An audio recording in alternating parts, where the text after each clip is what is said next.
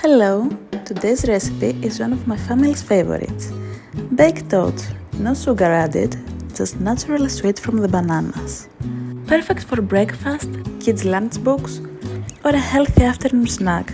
It's actually great for meal prepping too.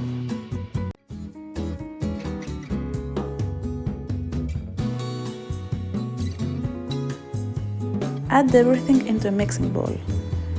2 cups of oats, a quarter cup of almond milk, 2 eggs, 2 teaspoons baking powder, a quarter teaspoon salt, and 2 ripe bananas. Mash the bananas and mix everything together with a fork until smooth. Now pour the mixture into a lined baking dish. Try to smooth it out evenly so it bakes nicely. As for the toppings, you can just mix them in, but I like to keep the batter plain and just add the toppings on top, so I create different flavors with one batch. For the first section, I'm adding chopped dark chocolate, next a few sliced strawberries, then some fresh blueberries.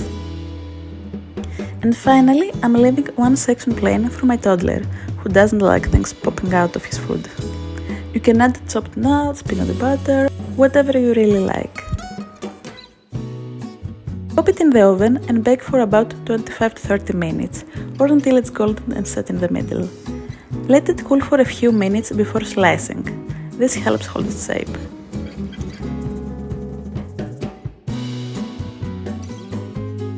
You can serve them as they are, but you can also dress them up.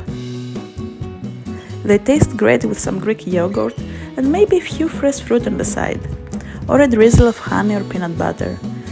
Either way, they're soft, filling and naturally sweet. You can store them in the fridge in an airtight container for up to 4 days. Just warm them up in the microwave or eat them cold. If you're looking for more healthy, quick and kid-approved ideas, feel free to subscribe or leave a comment if you give it a try.